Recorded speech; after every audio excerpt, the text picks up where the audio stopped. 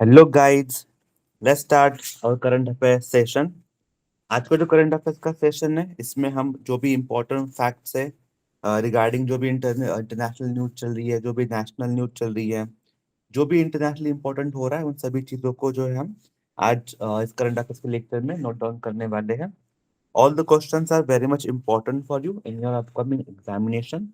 आप सब लोगों को जो है हर एक पॉइंट को जो है मार्क करके रखना है, प्लस मेरे साथ आपको नोट्स भी बनाने हैं on the same point.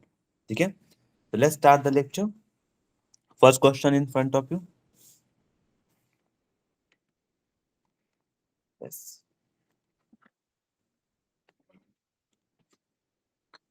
Just look at read this first question. आराम से पहले रीड करो, थोड़ा सोचो इसके बारे में, थोड़ा सा रीड करो क्वेश्चन को आराम से। The question is who will the preside over who will preside over who will preside over the third national conference of chief secretariat. Okay, who will preside over the third national conference of a chief secretariat. ठीक है, तो remember what should be correct answer. ठीक है, correct answer क्या है आपका? You all are I think aware about this particular question. ठीक है, तो आप सबको पता होना चाहिए था बिकॉज बहुत ही ज्यादा करंट अफेयर्स में चलता है। And the correct answer is option number A. Option number A is the correct answer, that is Narendra Modi, हमारे जो ऑनरेबल पीएम है। He is the person who has preside over the he is the person who has presided over the third national conference of a chief secretary, which is again very much important for you. ठीक है, similarly अगर आप देखोगे तो ये जो conference है जिसके मैं बात कर रहा हूँ, वो कॉन्फ्रेंस कब हुआ था? तो कॉन्फ्रेंस जो है वो दिल्ली में हुआ है स्पेसिफिकली, और कब से कहाँ तक हुआ है? तो 28 एंड 29 दिसंबर 2023, ये जो टाइम पीरियड है वहां पर जो है स्पेसिफिकली एक कॉन्फ्रेंस हुआ है। ठीक है, now if you look at the first conference, अगर आप देखो तो first conference of a chief secretariat वो कहाँ पे हुआ था? दैट वाज हेल्ड इन अ धर्मशाला। कहाँ पे हुआ है? धर्मशाला में हुआ था। ठीक है, जून महीने में। ठीक है, एंड सेकेंड कॉन्फ्रेंस जो है कहाँ पे हो रहा है? दिल्ली में हो रहा है। ठीक है, द मेन फोकस, ठीक है, मेन फोकस जो है on this 3 days national conference will be on ease of living. Okay, ease of living is again very much a fundamental thing in your lifestyle. बहुत ज्यादा फंडामेंटल है ease of living। ठीक है, because आप किस तरीके से लाइफ को स्पेंड करते हो, किस तरीके से लाइफ आपकी इजी हो रही है, या फिर जब आप लाइफ को स्पेंड कर रहे हो तो कितने फोकस से कर रहे हो, कितना ईज है उस लाइफ में। जैसे मैंने इसके पहले भी बोला था, अगर आप आर्टिकल 21 देखोगे इंडियन कॉन्स्टिट्यूशन का, तो वहां पर तो हम क्या बोलते हैं कि जो राइट टू क्लीन इन्वायरमेंट है, that is also the fundamental right of the people. ठीक है, right to clean environment is again very much important. That right to clean environment again हो गया आपका, राइट टू इंटरनेट हो गया। Even like that this will be very important thing that will be ease your living. ठीक है, तो वही जो है मेन फोकस रहता है जब भी कॉन्फ्रेंस होता है। लेकिन मैं चाहता हूँ कि आप लोग जब भी इस पर्टिकुलर न्यूज़ के बारे में पढ़ोगे, conference of secretary chief secretary के बारे में पढ़ोगे, तो याद रखना the first was held at Dharamshala. ठीक है, second was at the Delhi, and now the third जो कॉन्फ्रेंस हो रहा है वो भी कहाँ पर आपका दिल्ली में ही हो रहा है। ठीक है, और इसका मेन फोकस क्या होता है? 3 दिन का होता है ये कॉन्फ्रेंस, और मेन फोकस क्या होता है आपका? Ease of living. Now next, yes again very important, लेकिन मैं चाहता हूँ आप लोग सोचो and then try to mark the correct answer.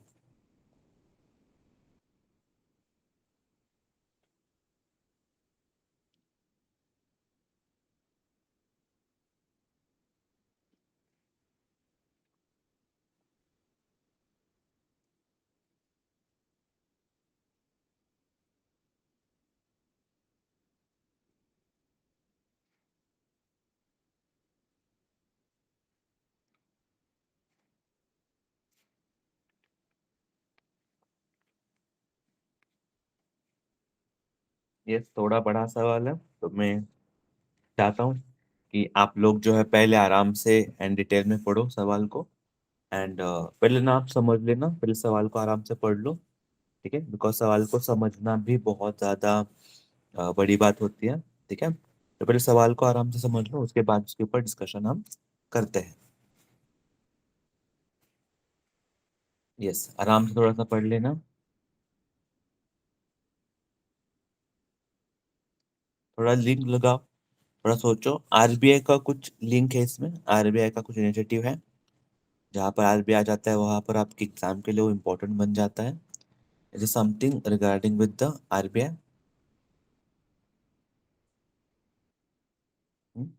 थोड़ा सा उस रिगार्डिंग सोचो, थोड़ा दिमाग लगाओ उसके रिगार्डिंग।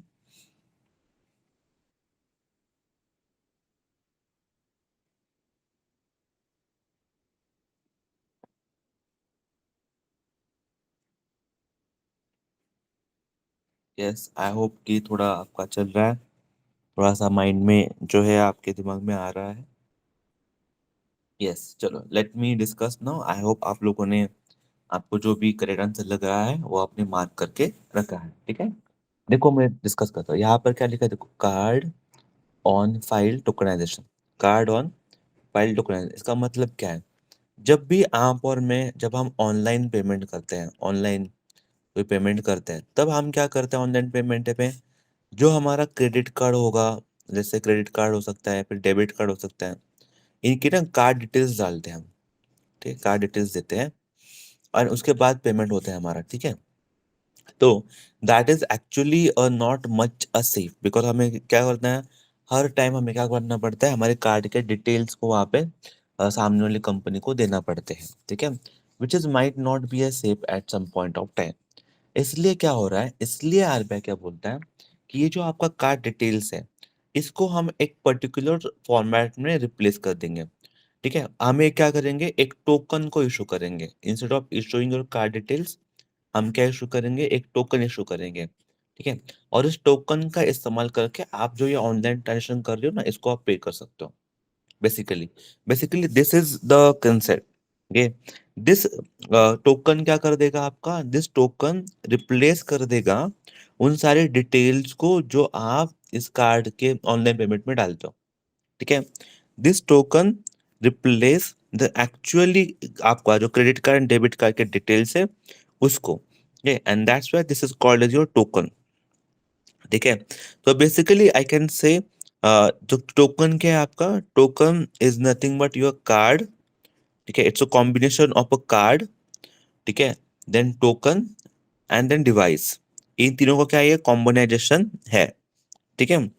और ये जो कार्ड डिटेल्स जो होंगी, जो कि आपकी जो कार्ड डिटेल्स है वो कहाँ पे स्टोर होने वाली है, आपके टोकन के अंदर ये सारे स्टोर होने वाली है पूरी डिटेल्स, ठीक है। तो ये जो कार्ड डिटेल जो टोकन में शेयर हो जाएगी, तो इसे क्या बोलेंगे हम, इसे हम बोलेंगे card on file tokenization,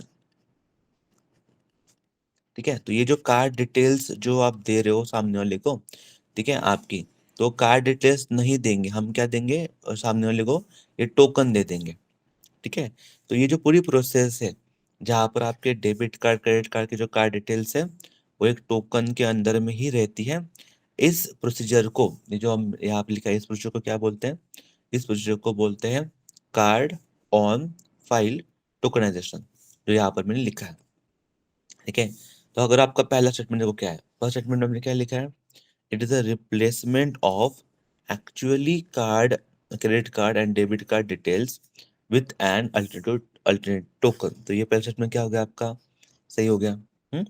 second statement पढ़ो क्या है, token may be issue either by card network और issuer और both। Token may be issue either by card network और issuer और the both. This is again a true, ठीक है, ये भी स्टेटमेंट क्या आपका ट्रू है।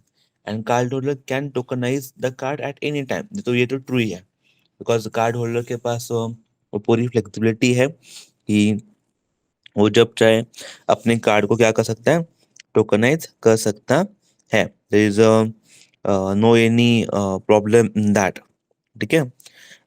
यस, तो इसको आप ना, मतलब उसके कन्वीनियंस के हिसाब से वो जब चाहे अपने कार्ड को क्या कर सकता है, टोकनाइज भी कर सकता है, ठीक है।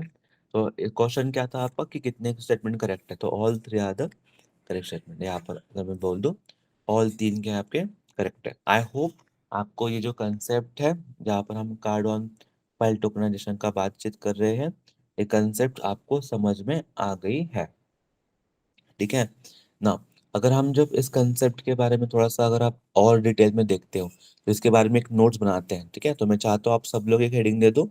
आई होप आपको अभी कंसेप्ट तो समझिए, लेकिन इसका नोट्स बनाना भी उतना ही जरूरी है, ठीक है, आपके लिए। तो मैं चाहता हूँ आप पहला हेडिंग दे दो, कार्ड ऑन फाइल टोकनाइजेशन, ठीक है ना। देखो पहला तो एक बात समझो, किसके लिए इसका मेन उद्देश्य क्या है, ठीक है। ये जो पूरा प्रोसीजर है किसके द्वारा लॉन्च किया गया है, आरबीआई।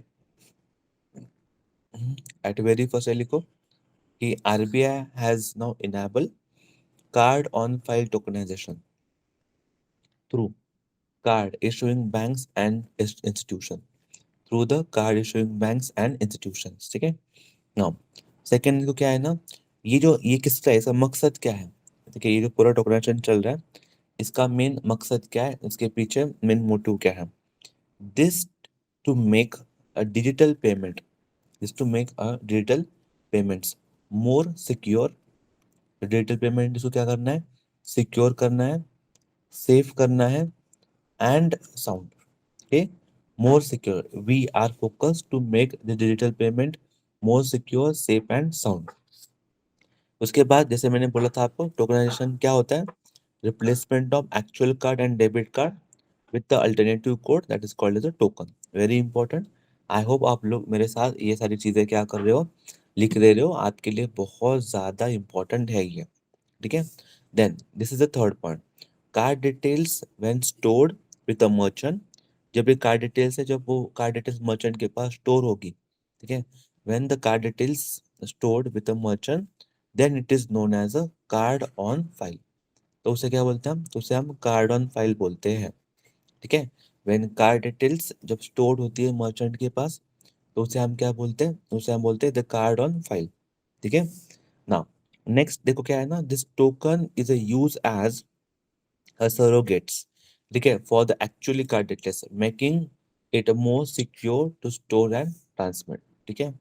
सिमिलरली जो आई कैन से जो कार्ड डिटेल्स है आपका, ठीक है, this token can be generated only only on explicit customer consent and with additional factor authentication validation. तो ये पॉइंट ना हमेशा याद रखना दिमाग में कि ये जो टोकन की जिसके बारे में हम बोल रहे थे, टोकन हम इशू कर रहे हैं उसके बारे में जो आप बोल रहे हैं, तो वो विद अ कस्टमर कंसेंट से ही निकल जाता है। और कस्टमर का कंसेंट उसमें सबसे ज्यादा इंपॉर्टेंट है। अगर कस्टमर का कंसेंट वहां पर नहीं होगा ना तो कभी भी टोकन इशू नहीं हो सकता है आपका। प्लस क्या है ना, ये जो कार्ड होल्डर्स होंगे they can tokenise the card at any time as we discuss for their own convenience, either on a receipt of a new card और एट अ लेटर स्टेज। जो भी कार्ड का कन्वीनियंस होगा उसके हिसाब से ये होता है, ठीक है। Then card holder can select a merchant with whom he or she wishes to maintain the token. Cards token so issue may either by the card network or issuer or the both. Okay, so all the statement जो आपको दिए गए हैं this are the all the very important statement, ठीक है। आई hope आप लोग अच्छे से समझ रहे हो कि जो भी चीज़ें अभी हम डिस्कस कर रहे हैं, because at the end remember for your exam point of view all this facts all this concepts are really really very important, ठीक है। Now let me move head, next question in front of you.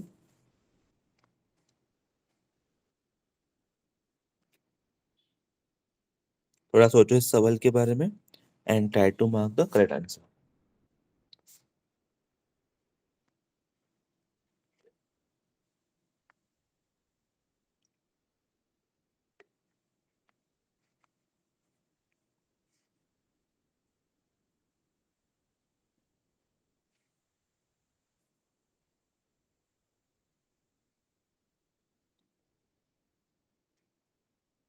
Okay, तो अगर आप थोड़ा सा देखोगे सवाल के बारे में, ओके चलो, आई जस्ट होप कि आप में से कुछ लोगों ने जो है करेक्ट आंसर मार्क किया होगा इसके रिगार्डिंग, ठीक है। पहले तो समझो कि सवाल क्या है, उसके बाद you will try to mark the correct answer, ठीक है। सवाल क्या बोल रहा है, देखो सवाल बोल रहा है कौन सा वो गवर्नमेंट है, विच गवर्नमेंट, ठीक है, will provide you a ₹5 lakh for accident insurance to gig worker. अब बहुत सारे लोग हैं जिनको ये पता नहीं है कि what is gig worker. Okay, now let me explain for you. अगर आप इकोनॉमी में देखोगे, ठीक है, तो देर आर सर्टन जॉब, ठीक है, certain job which are very much a secure job. Secured in the sense, इसे हम बोलते हैं ऑर्गेनाइज्ड जॉब। ठीक है, secured in the, not in secured नहीं बोलेंगे इनको, actually not secure, but it's organised one. ठीक है, ऑर्गेनाइज जॉब जिसे हम बोलते हैं। ऑर्गेनाइज का मतलब क्या होता है?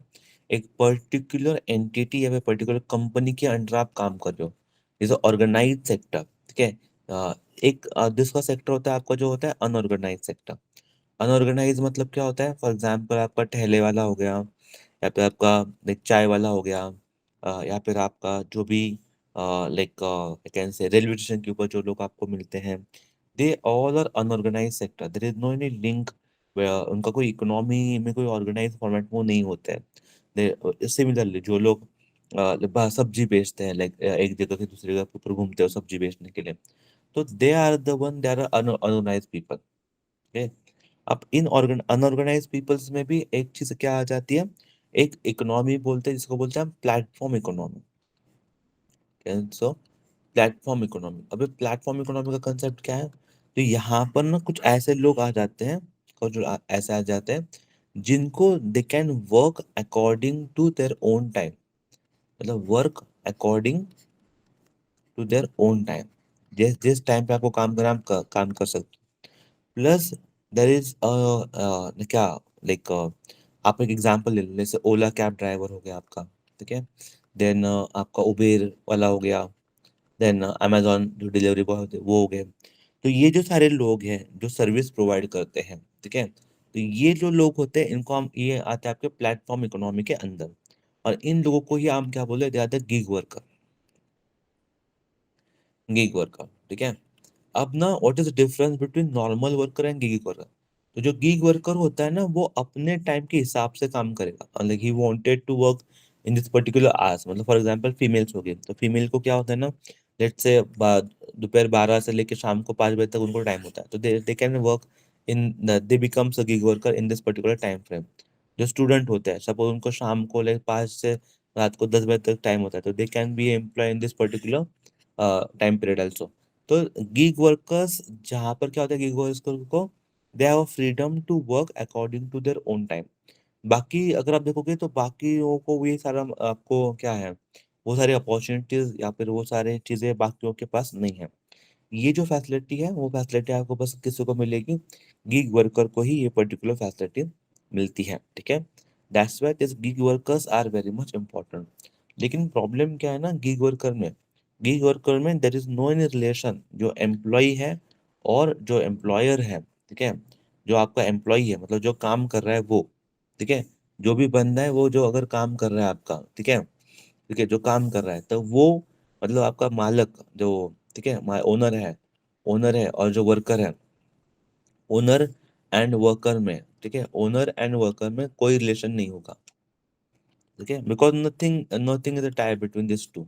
तो ये कोई जिम्मेदारी नहीं है, कोई ओला बॉय है, उबेर बॉय है, डिलीवरी बॉय है, अगर उनको कुछ हो भी गया तो there is no any responsibility of the company, ठीक है। इसलिए वो सबसे बड़ा थ्रेट भी माना जाता है, ठीक है। इसलिए एक गवर्नमेंट है जिन्होंने बोला है कि जो भी बंदा है जो इस तरीके से किसी कंपनी के साथ टाइप करके काम कर रहा है, ठीक है, for according to as a gig worker, ठीक है, तो उनको जो है हम इंश्योरेंस प्रोवाइड करेंगे। स्पेशली कौन सा इंश्योरेंस होगा? वो एक्सीडेंटल इंश्योरेंस होगा। कितने रुपीज का? तो टोटल 5 लाख रुपए का वो एक्सीडेंटल इंश्योरेंस जो है गिग वर्कर का, वो प्रोवाइड किया जाएगा। तो फिर सवाल क्या है कि कौन सा वो गवर्नमेंट है जो ये सब एक्सीडेंटल इंश्योरेंस प्रोवाइड कर रहा है गिग वर्कर को? एंड वो आपके सामने वो सवाल आपको पूछा गया है, ठीक है। तो आई जस्ट होपिंग कि आप लोगों ने आपका करेक्ट आंसर जो है मार्क किया होगा, ठीक है। Now what is the correct answer then? तो आपका करेक्ट आंसर क्या है यहाँ पर? तो आपका करेक्ट आंसर है, इट्स अ तेलंगाना गवर्नमेंट, ठीक है। कौन सा गवर्नमेंट है? तेलंगाना गवर्नमेंट है जिन्होंने ये पर्टिकुलर इनिशिएटिव लिया है, ठीक है। तो देखो, आई होप कि तेलंगाना, देखो तेलंगाना के जो चीफ सीएम है, ठीक है, रेवनाथ रेड्डी, ठीक है, उनके द्वारा बोला गया है कि 5 लाख रुपए for accidental insurance to gig workers, ठीक है, which will involve in food delivery, driving cabs, auto rickshaws, सबको, ठीक है। Government will also provide 10 lakh rupees health cover under the Rajiv, ठीक है, आरोग्यश्री स्कीम, ठीक है, राजीव आरोग्यश्री स्कीम, ठीक है। Similarly the state government will also provide a social security to workers in the unorganized sector and which make a policy decision in their direction. Okay. Reddy also promised the state government would be study the existing policy for gig workers in Rajasthan and introduce the effective laws in the next state budget session. ठीक है। तो मैं just चाहता हूँ कि इसके जो भी की पॉइंट्स मैंने हाईलाइट करके रखे हैं, आप लोग भी आपके नोटबुक में वो सारे की पॉइंट्स जो है मार्क करके रखो, because all are the very important for your coming examination. Now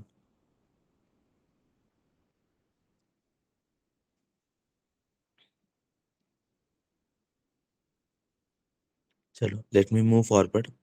next question very easy, ठीक है, लेकिन फिर भी मैं चाहता हूँ आप लोग थोड़ा सोचो और फिर मार्क करो। थोड़ा सोचो फिर मार्क करना।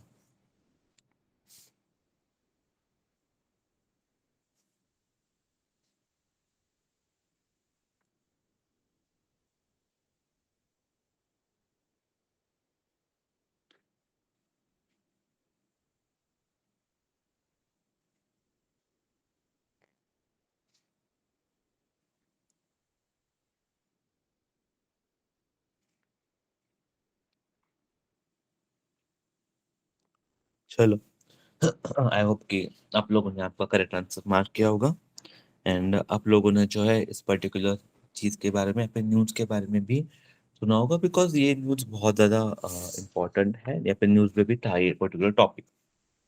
सवाल क्या है, देखो सवाल है कि India will acquire a 5 lithium blocks। India will acquire a 5 lithium blocks in which country? In which country? So what is the correct answer? Correct answer is they will acquire this 5 lithium block in the country of Argentina. कहाँ पर acquire, ये Argentina में ये acquired किए गए हैं, ठीक है। India has this acquired the 5 lithium blocks in a country of Argentina, ठीक है। अर्जेंटीना में क्या है, इसको ब्लॉक को उन्होंने एक्वायर करके रखा। तो यहाँ आपके लिए कुछ इंपॉर्टेंट पॉइंट्स हैं, ठीक है। Indian government is a planning to enter into exploration and development arrangement with Argentina government for 5 lithium blocks that have been identified by Khanji Habidesh India, that is Kabil. Again, the central is also investing around 200 crore rupees over next 5 years for the purpose of exploring and developing this mines. Because ना देखो, एक बात समझो, lithium is the future. Lithium is the future. अभी भी हम देखो lithium का बहुत ज्यादा इस्तेमाल करते हैं, ठीक है। ह्यूज अमाउंट के ऊपर लिथियम का इस्तेमाल किया जाता है आज भी इंडस्ट्रीज में, ठीक है। और आने वाले फ्यूचर में जितने हम इलेक्ट्रिकल व्हीकल की ओर बढ़ेंगे, या फिर जितने भी ज्यादा हम इलेक्ट्रॉनिक प्रोडक्ट का इस्तेमाल करेंगे, उतना ज्यादा यूज बढ़ने वाला है आपके लिथियम का, ठीक है। That's why government is also wanted to focus on the same, ठीक है। नाउ चलो let's me move head next. सोचो एंड फिर मार्क करो। सोचो फिर मार्क करना।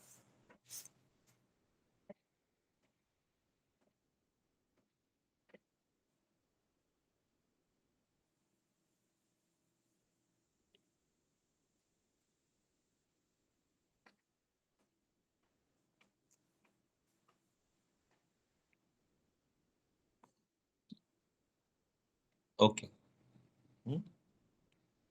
अगर आपने अच्छे से रिवाइज किया होगा तो आपको पता होगा कि हाँ, जो भी रिवीजन हमने की है अभी तक की, उन सब रिविजन्स को ये क्या है, आपका एप्लीकेबल है। अगर आपने अच्छे से रिवीजन की है तो ये सवाल आपको सही जवाब आप कर पाओगे।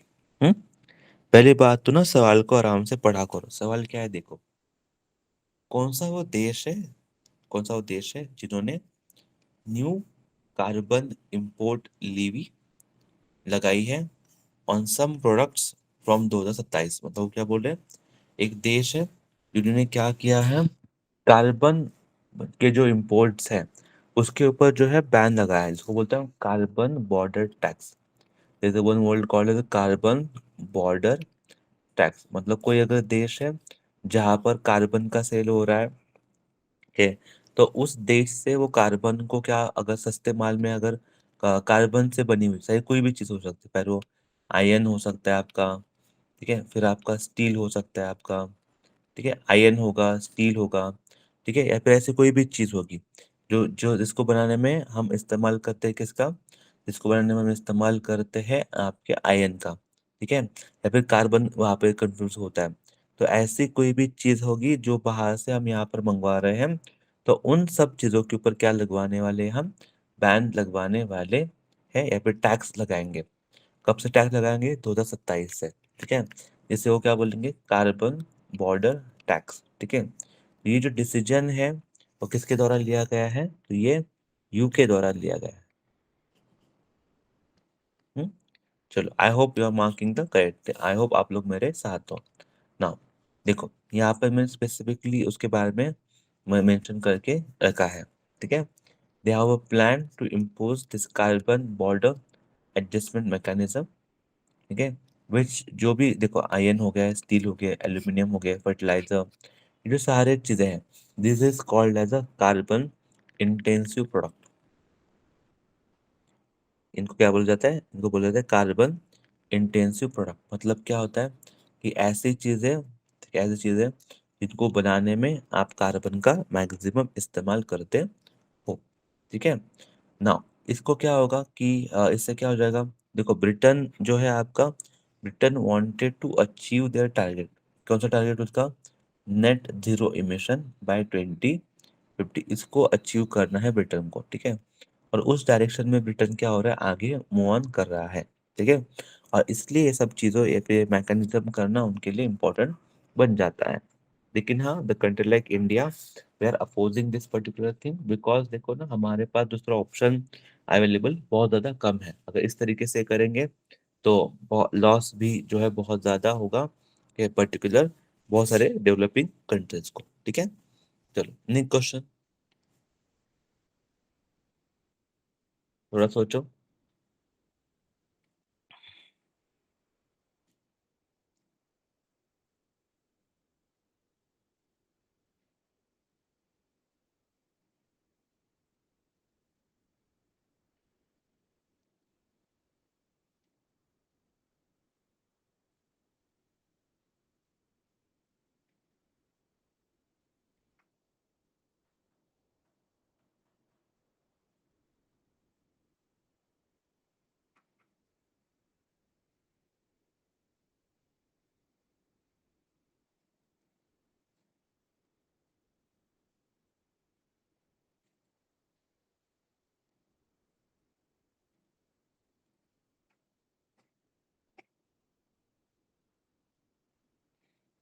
ओके, चलो, आई होप कि आप लोगों ने थोड़ा सा दिमाग लगाया होगा, ठीक है। सवाल देखो क्या है, सवाल क्या बोल रहा है आपसे, सवाल ये बोल रहा है कि education loan which is registered record year on year growth of how much percent, कितने परसेंट का एजुकेशन लोन में बढ़ोतरी हो रही है।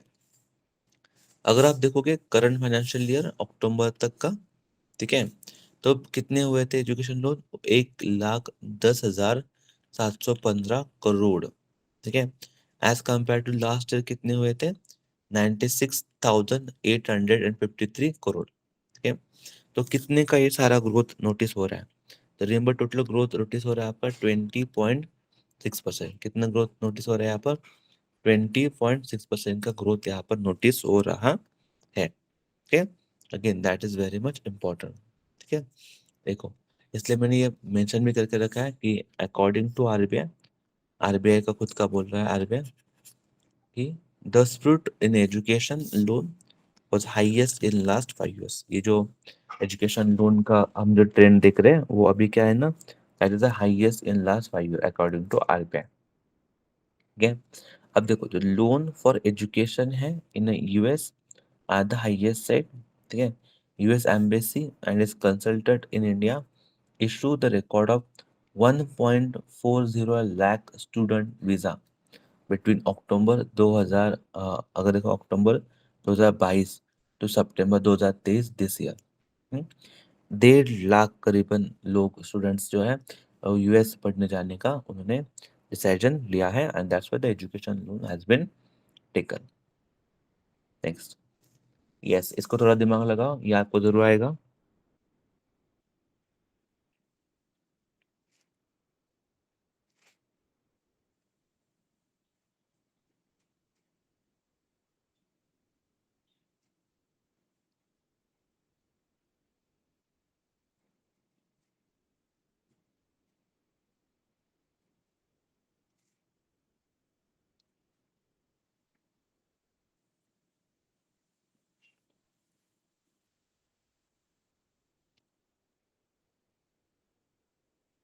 यस, आई होप कि आप लोगों ने जो है आपका करेक्ट आंसर मार्क किया होगा। सवाल क्या है, देखो सवाल को पढ़ते हैं आराम से। सवाल बोल रहा है कौन से वो स्टेट पुलिस है जिन्होंने एक नया इनिशिएटिव लॉन्च किया है। कौन सा इनिशिएटिव वो initiative? Mission investigation at 75 days. Mission investigation at 75 days, ठीक है। To complete the investigation of a cases within 75 days of FIR registration, and they are going to start this particular initiative from Jan 1st 2024।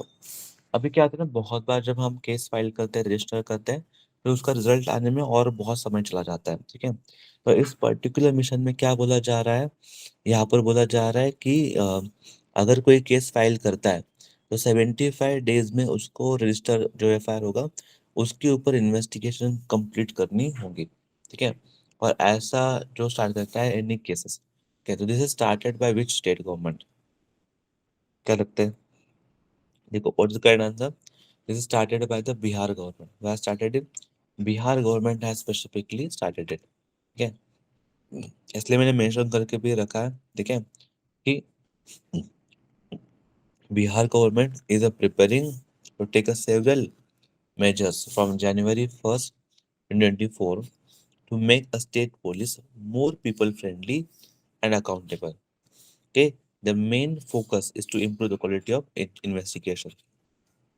The performance of all police station and district police will also be reviewed on monthly basis from January 1st, which is very important, which is very crucial and which is very much important, ठीक है। तो police अगर accountable होगी तभी जो है जो गुंडागर्दी है वो क्या होने वाली है, कम होने वाली है। नाउ नेक्स्ट, अगेन सोचो थोड़ा सा।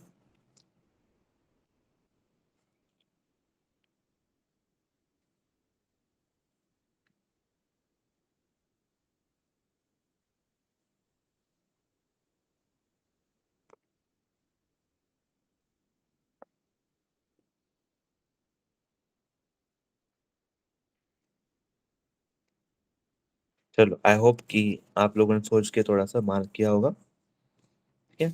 सवाल ज्यादा डिफिकल्ट नहीं है। सवाल क्या बोल रहे हैं आपको, कौन सा वो बैंक है जिनके द्वारा ई स्वर्ण द क्रेडिट कार्ड लॉन्च किया गया है, ठीक है। ये क्या है? This is India's first corporate credit card on the RuPay network. This is India's first corporate credit card on RuPay network, ठीक है। Remember is to be done by the, कौन सा बैंक का होगा ये, ठीक है। ये पर्टिकुलर प्लेटफॉर्म या फिर पर्टिकुलर इनिशिएटिव जो लिया गया है वो इंडसलैंड बैंक द्वारा लिया गया है। कौन से बैंक द्वारा लिया गया है ये? इंडसलैंड बैंक द्वारा जो है लिया गया है, that is IndusInd bank. Actually अगर आप नाम भी देखोगे तो नाम भी इसका क्या है आपको पता होगा। नाम उन्होंने दिया है इंडसलैंड बैंक या फिर इंडसलैंड बैंक ई स्वर्ण, ऐसा वो पूरा नाम है। और पूरा नाम भी देखोगे तो ऐसा इंडसलैंड बैंक ई स्वर्ण क्रेडिट कार्ड, ठीक है। अब देखो यहाँ पर क्या है ना, बहुत सारे लोगों को ये पता नहीं कि जो इंडसलैंड बैंक है वो क्या है। तो रिमेंबर, इंडसलैंड बैंक के बारे में अगर मैं बोलूँ, ठीक है, तो इंडसलैंड बैंक, ठीक है, यहाँ पर your correct option is C option. अगर मैं और करेक्ट बोलूँ इंडसलैंड बैंक के बारे में, तो IndusInd bank was founded in 1994। Founder है एसपी हिंदुजा। हेडक्वार्टर मिलेगा आपको मुंबई महाराष्ट्र में, ठीक है। एमडी सीईओ कौन है आपके? सुमंत कटपालिया। एंड टैगलाइन देखो क्या है, कि we make you feel richer, ठीक है, that is to be done by the IndusInd bank, which is again very much important. Next, yes, थोड़ा टेक टाइम, सोचो and then mark the correct answer.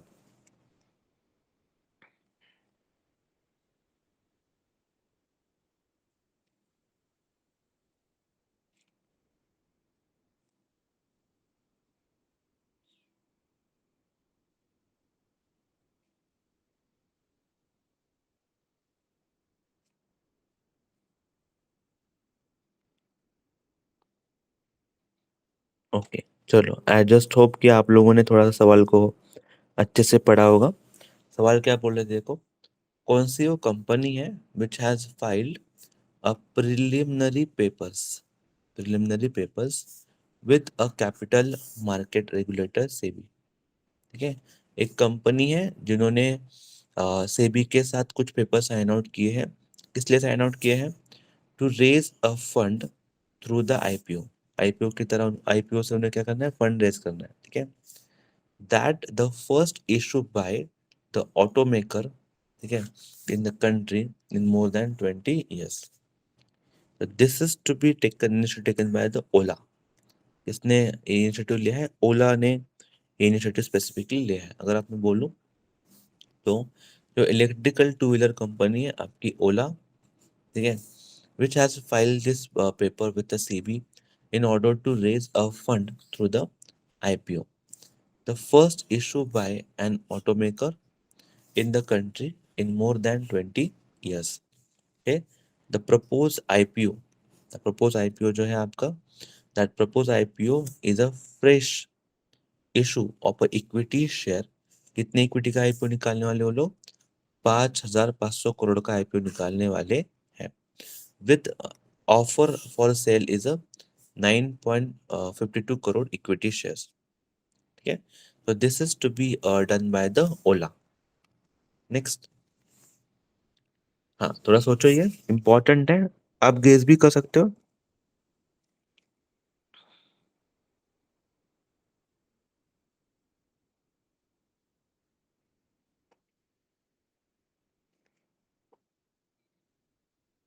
Okay,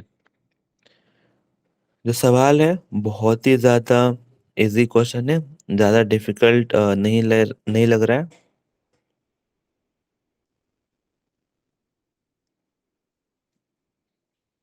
देखो सवाल क्या है, कौन सा वो बैंक है which bank has approve $100 million for skill development in Sikkim.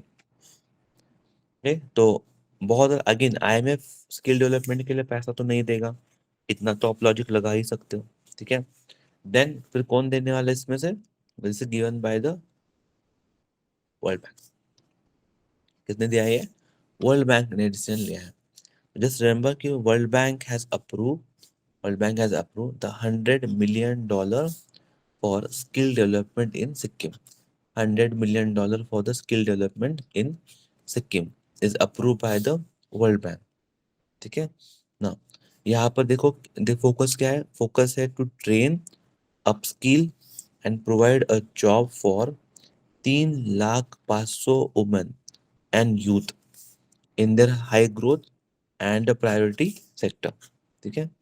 Sikkim has been one of the fastest growing state in India, while 40% of youth is currently engaged in agriculture. The state has to grow in the manufacturing and service industry. That's why ये loan बहुत ज़्यादा improvement करेगा वहाँ के youth को, उनके अंदर की जो क्वालिटीज़ है उनको बढ़ावा देने के लिए, ताकि मेजोरिटी यूथ जो है उनका आगे आ जाए और वो क्या करे? पार्टिसिपेशन करे सर्विस इंडस्ट्री को ग्रो करने में या फिर मैन्युफैक्चरिंग इंडस्ट्री को ग्रो करने में। Yes, सोचो।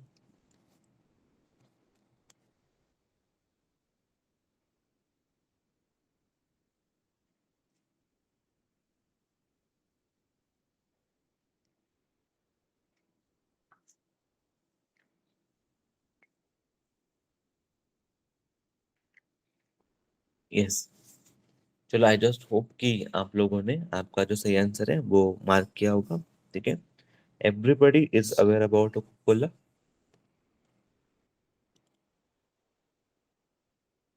कोई ऐसा नहीं होगा जिनको कोको कोला के बारे में पता नहीं है। सवाल क्या बोल रहा है देखो, the beverages like a Coca Cola has extend its partnership, ठीक है, they are extended its partnership with International Cricket Council till, जो आईसीसी की जो पार्टनरशिप है विद कोको कोला उसको और ज्यादा एक्सटेंशन मिला है। कब तक मिला है? तो 2031 तक, 2031। Remember, the Coca-Cola extends the partnership with ICC till 2031, ठीक है। तो ये जो पार्टनरशिप है, जैसे 8 year partnership as a global partner of ICC confirm, ठीक है। The ICC with a single brand, ठीक है, spanning of total time line of 13 year. Total time line कितना है पार्टनरशिप का? 13 ईयर का क्या है टोटल टाइम लाइन का स्पैन लाइन है, ठीक है। ये पार्टनरशिप में क्या क्या इंक्लूड है देखो, I also include ICC cricket world cups, ICC T20 world cup, championship trophy up to the end of 2031। Next सोचो थोड़ा सा।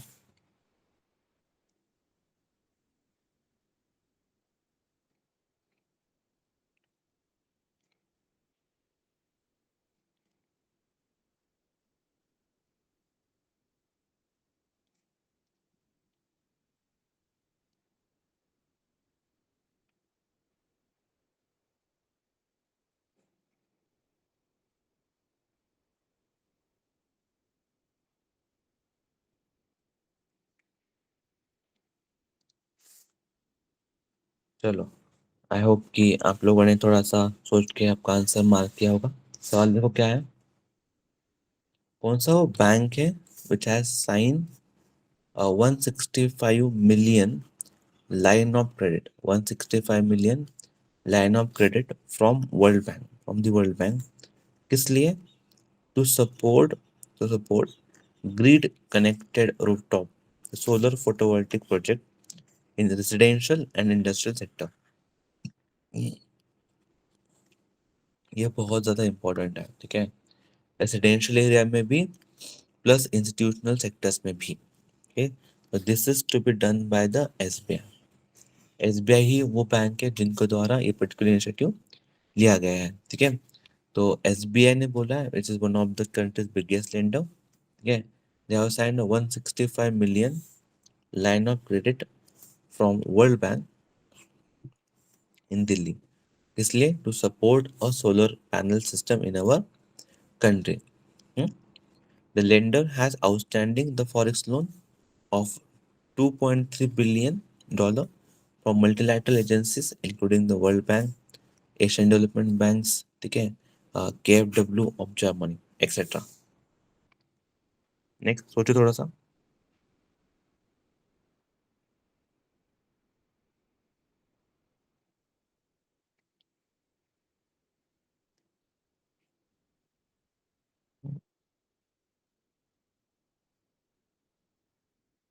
ओके, चलो, देखो ये जो फैक्चुअल क्वेश्चन होते हैं वो बहुत ज़्यादा डिफिकल्ट होते हैं in order to answer, because बहुत ज़्यादा कंफ्यूजन भी होता है, इसलिए ना बहुत ज़्यादा हम रॉन्ग मार्क करके आ जाते हैं, ठीक है। लेकिन मैं चाहता हूँ यहाँ पर आप थोड़ा सा सोचो।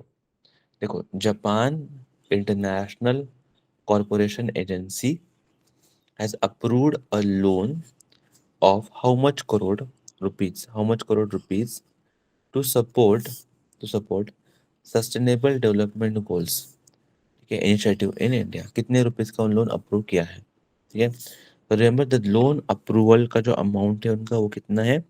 932 करोड़, ठीक है। Just remember this, Japan has approved the 932 crore to support SDGs initiative in India, ठीक है। SDG initiative are very much important, ठीक है। This loan will fund project overseen by the Niti Aayog। The projects are set to impact 112 aspirational districts and 500 aspirational blocks nationwide, okay। These initiatives are based on the consultation with Niti Aayog and policy action in a five fields like health nutrition, education, agriculture, water resources, financial inclusion and skill development plus basic infrastructure. ठीक है, these are the some areas जहां पर SDGs का initiative होगा। ठीक है, yes, थोड़ा सोचो इसके बारे में।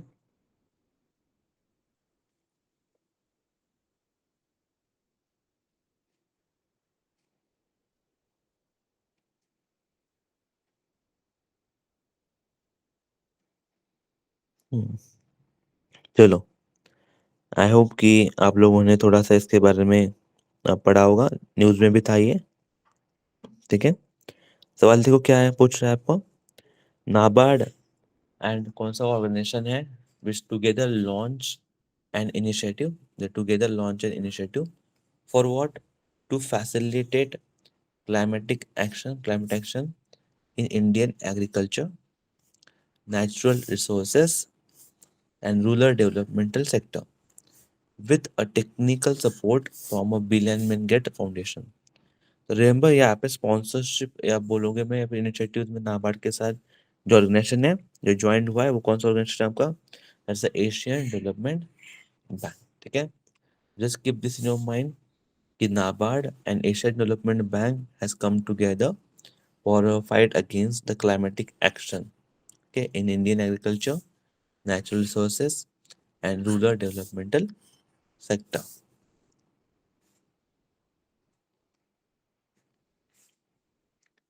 ओके, इसका थोड़ा सा सोच लो।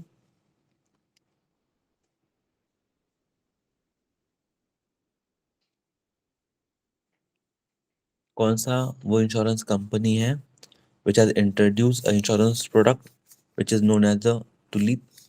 इसका मतलब है term with unit link insurance plan, term with unit link insurance plan. Remember this is nothing but launch by the Kotak Mahindra life insurance. ठीक है, जो Kotak Mahindra life insurance company है, उन्होंने पर्टिकुलर प्लान को रिलीज किया गया है। क्या प्लान है देखो, this unit link term insurance plan which is design to provide life coverage up to 100 times. ठीक है, 100 times, for 100 times the annual premium, allowing a customers to potentially earn a return similar to the unit link insurance plan। मतलब ULIP and term इनका combination करके ये particular plan जो है customer को दिया जाने वाला है। नेक्स्ट,